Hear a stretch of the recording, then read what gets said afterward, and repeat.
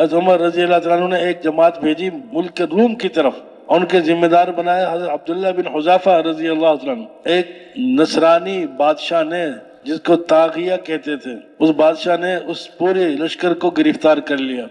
امیر صاحب بڑے خوبصورت نوجوان تھے، ان کو پکڑ لیا اور ان کو لالچ دیا کہ تم عیسائی بن جاؤ، کہ میں نہیں بنتا ہوں۔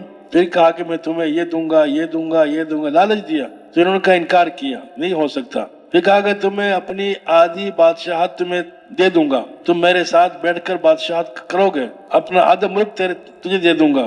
تو اب انہوں نے کیا فرمایا؟ انہوں نے کہا کہ آپ آدھی بادشاہت کہتے ہو اور روم کی بادشاہت کہتے ہو، اگر مجھے پورے روم کی پوری بادشاہت بھی دے دو اور اس کے ساتھ مجھے عرب کے ملک کی بادشاہت بھی دے دو، یہ دونوں بادشاہتیں مجھے مل جائیں، اتنی دیر بھی ایمان چھوڑ دوں، یہ بھی نہیں ہو سکتا۔ جیسے پلک جھپکتا ہے نا آدمی، تو پلک جھپکنے میں ایک سیکنڈ بھی نہیں لگتا۔ فرمایا کہ اتنی دیر کے لیے بھی ایمان چھوڑ دوں یہ دونوں ملکوں کی بادشاہت کے لیے، تو یہ بھی میں تیار نہیں کرنے کے لیے۔ بادشاہ نے کہا اچھا ہم تمہیں قتل کر دیں گے، جو چاہے کرو۔ حکم دیا اس کو پھانسی پر لٹکا دو اور اس کے اوپر تیر برساؤ، لیکن اس کو لگے نہ، ڈراؤ۔ لٹکا دیا، تیر برسائے، تو ڈرے تو وہ جس کے دل میں خوف ہو۔ پھر لایا گیا، بادشاہ نے کہا موقع ہے، مان لے بات، صحیح بن جا میرے ساتھ، اسلام چھوڑ دے۔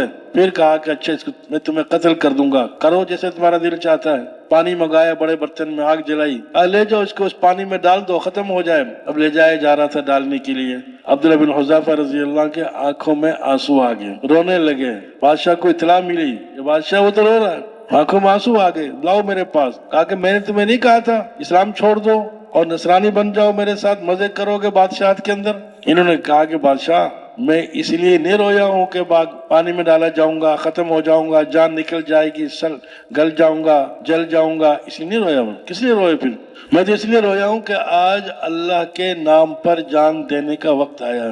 اللہ نے جان کا نذرانہ مانگا ہے اور میں ایک میرے پاس جان ہے، ابھی میں پانی میں ڈالا جاؤں گا، ابلتے ہوئے پانی میں ڈالتے ہی میرے جسم کے ٹکڑے ٹکڑے الگ الگ ہو جائیں گے اور میری جان نکل جائے گی۔ میں تو یہ چاہتا ہوں آج اللہ نے جان مانگی ہے اور میرے پاس ایک ہی جان ہے، کاش میرے جسم کے بالوں کے برابر میری جانیں ہوتی تو اتنی وبا میں اللہ کے راستے میں شہید کیا جاتا، پھر زندہ کیا جاتا، پھر شہید کیا، جتنے تعداد میرے روئے روئے کے جسم میں ہے اتنی میری جانیں ہوتی۔ اچھا، اب بادشاہ نے کہا کہ یہ بات، بادشاہ نے دیکھ لیے تو کسی، دیکھو باطل والوں کے پاس دو چیزیں ہوتی ہیں، یا لالچ یا خوف، یہ ڈرانا ڈراتے ہیں، یہ لالچ دیتے ہیں، دو ہی چیزیں ہیں۔ لیکن ایمان والا کیا کرتا ہے؟ وہ اپنے ایمان کو مضبوطی کے ساتھ پکڑتا ہے۔ اب بادشاہ نے کہا کہ تم ایسا کرو، میری پیشانی کو بوسہ دے دو، چوم لو ایک مرتبہ۔ اگر تم پیشانی کو بوسہ دے دو گے، یہ بہت بڑا شرف ہوتا ہے، اگر پیشانی کو بوسہ دے دو گے تو میں تمہیں چھوڑ دوں گا۔ اب انہوں نے کہا کہ مجھے چھوڑو گے یا میرے سارے ساتھیوں کو چھوڑ دو گے؟ کہ تمہارے سارے ساتھیوں کو بھی چھوڑ دوں گا، تمہیں بھی چھوڑ دوں گا۔ اب ان کا دل نہیں چاہ رہا تھا کہ ایک ناپاک پیشانی کو بوسہ دیں، کافر، ناپاک، نجس، اور میں مسلمان پاکیزہ، میں ان کی پیشانی کو بوسہ دوں، دل نہیں چاہ رہا تھا۔ لیکن یہ کہ اگر میں نے بوسہ دے دیا میرے ساتھیوں کی جان بچ جائے گی، اپنے ساتھیوں کو صحیح سالم لے کر میں پہنچ جاؤں گا۔ ان ساتھیوں کی وجہ سے اس پیشانی کو بوسہ دے دیا، لیکن چہرے پر ناگواری کے آثار تھے کہ میں نے کیوں بوسہ دے دیا ناپاک پیشانی کو۔ مدینے میں آگے مسجد میں صحابہ جمع اور یہ کارگزاری سنا رہے، جیسے ابھی ہماری کارگزاری ہو رہی ہے، ایسے ان کو کھڑا کیا، کارگزاری سنائی۔ حضرت عمر رضی اللہ تعالیٰ عنہ نے کھڑے ہو کر کہا، جب یہ واقعہ سنایا ناگواری کا اور پیشانی کو بوسے کا واقعہ آیا، فوراً پہچان گئے ان کے چہرے پر ناگواری کے آثار ہیں، کیوں؟ انہوں نے ناپاک پیشانی کو بوسہ دیا۔